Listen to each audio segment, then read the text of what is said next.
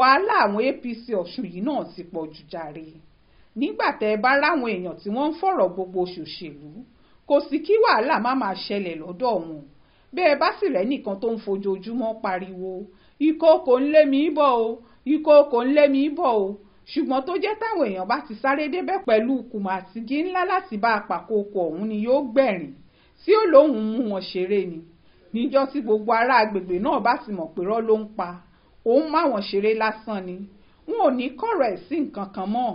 Níjọ́ tí kòkò bá sì dé lóòótọ́ báwọn èèyàn ń gbáriwo ẹ̀, wọn ò ní sọ̀rọ̀ títí tí kòkò náà sì fi pa jẹ. Kò sẹ́nìkan tí ó yọjú sí i. Ohun tọ́rọ̀ àwọn APC fẹ́ dà nìyí. Bí wọn ò bá ṣọ́ra wọn, yóò di yẹ̀yẹ́ lójú àwọn aráàlú gbogbo. Wọ́n kó rẹsì fún wọn lọ́ṣun gẹ́gẹ́ bí nǹkan ìtura nítorí ìnira tó wà nílùú báyìí. Kàkà kí APC béèrè iye ìrẹsì, kí wọ́n sọ̀rọ̀ tí gbogbo èèyàn ń sọ pé kò sí bí ìrẹsì náà ṣe lè débì kan láàrin ìlú tó tóbi bẹ́ẹ̀. Níṣe ni wọ́n fò jáde tí wọ́n ládélékè òpin ìrẹsì tí wọ́n kó wá. Ó fẹ́ kébi pa àwọn aráàlú kú. Nígbà táwọn Adélékè fèsì, alága àwọn APC Tajudeen Lawal tó gbáriwo kòkò fẹ́ pa mí náà jáde kò lè wí kinní kan mọ́. Ìjọba Ọ̀ṣun lẹ́gbẹ̀rún 3 àpò rẹsì ni wọ́n fẹ́ fáwọn. Èyí tí wọ́n kówó tí ìpẹ́gbẹ̀rún 2 àbọ̀. Àwọn sì ń dúró de kí wọ́n kó gbogbo ẹ̀ wá pé káwọn tó mọ báwọn ó ti pín in ni. Kàkà kí Lawal bá gbogbo aráàlú kẹ́dùn kó sì ṣàlàyé fún wọn, kó bẹ̀ wọ́n pé ìjọba ẹgbẹ́ àwọn yóò túbọ̀ ṣe rere fún wọn. Ẹgbẹ́ òṣèlú tó ń ṣèjọba ló gbájúmọ́. Ìwà arítẹnimọ̀ wífàpá àdìbò tiẹ̀ mọ́lẹ̀ yìí ló máa ń mú àwọn olóṣèlú sùn ni. Lójú Lawal, àpò rẹsì 3 ni ò ní jẹ́ kébi pa àwọn ará Ọ̀ṣun kú. Àbí ṣé lé mílíọ̀nù kan ló wà lóṣogbo ni àbí mílíọ̀nù 2? Ká má ti sọ Ilé-Ifẹ̀, ká má ti sọ Iléṣà, Ẹdẹ, Ìwó, Ìkìrun àtàwọn ìlú ńláńlá míì bẹ́ẹ̀ lọ. Báwo ni Lawal ṣe lè rò pagolo rẹsì kan ó kárí àwọn èèyàn ìpínlẹ̀ Ọ̀ṣun? Ọ̀nà wo làpò rẹsì 3 ó fi tán ṣòro àwọn èèyàn? Bá a bá ti yọwọ́ ọ̀sọ̀ lẹ́nu kú o. Àti pé ṣé rẹsì pínpín ni yóò fòpin sí ṣòro tó kojú àwọn èèyàn ni? Kàkà kí Lawal jẹ́ káwọn èèyàn Ọ̀ṣun mọ̀ pé rẹsì tíjọba àpapọ̀ gbé wò ní kárí wọn lágolo kọ̀ọ̀kan.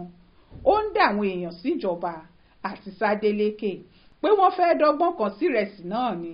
Nídìí èyí, tí wọ́n bá pín rẹsì náà tán, àwọn tí ò bá kárí dọ́dọ̀ wọn, wọ́n á ní wọ́n ti kó rẹsì jẹ, wọ́n ti há fáwọn èèyàn wọn. Láì mọ̀ pé kò sí bí rẹsì tí wọ́n ń gbé bọ̀ yìí ó ṣe kárí àwọn èèyàn lágolo kọ̀ọ̀kan. Ká má ti sọ dẹ̀ríkà, àbólódó. Ọ̀nà tíjọba àpapọ̀ gbé tò yìí gbà kù díẹ̀ káàtó. Nítorí kì í ṣe rẹsì làwọn èèyàn ń fẹ́. Bí òṣòun tó lè tán ṣẹ̀ tó ń ṣẹ́ wọn. Képo bẹntiróòlù tó gbówó lórí lọ sílẹ̀, kí wọ́n sì pèsè iṣẹ́ fáwọn aráàlú. Ọ̀pọ̀ àwọn ìjọba ló ti ṣerú èyí tó jẹ́ pé pàbó náà ló já sí. Ariwo burúkú ló gbẹ̀yìn ẹ̀. Ohun tí ó sì ṣẹlẹ̀ síléyìí náà rèé.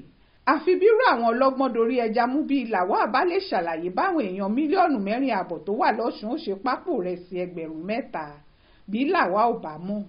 Èèyàn 1 àtààbọ̀ ni ó pápò rẹsì kan. Gẹ́gẹ́ bí ìjọba àpapọ̀ ti gbé e wáyìí, tápò rẹsì bá kún dáadáa, 300 agolo, ìyẹn 300 ló máa wà nínú ẹ̀. Nígbà tíjọba àpapọ̀ bá wá ní kéèyàn 1 àtààbọ̀ pápò kan, àjẹpẹ́ ni 5 ni yóò pagolo rẹsì kan nìyẹn. Bẹ́ẹ̀ ilé mi wà tágolo 5 kò tó wọn láti jẹun lẹ́ẹ̀kan. Irú oore wo wá níjọba àpapọ̀ ṣe yìí?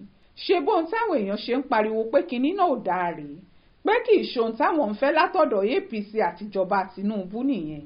Kàkà kí bọ́ọ̀dà Tájù wá sọ̀rọ̀ síbi tọ́rọ̀ wà, kó gbóhun táwọn aráàlú ń wí, kó lè mọ bí ó ti gbà wọn tó ń ṣèjọba lórúkọ ẹgbẹ́ wọn nímọ̀ràn.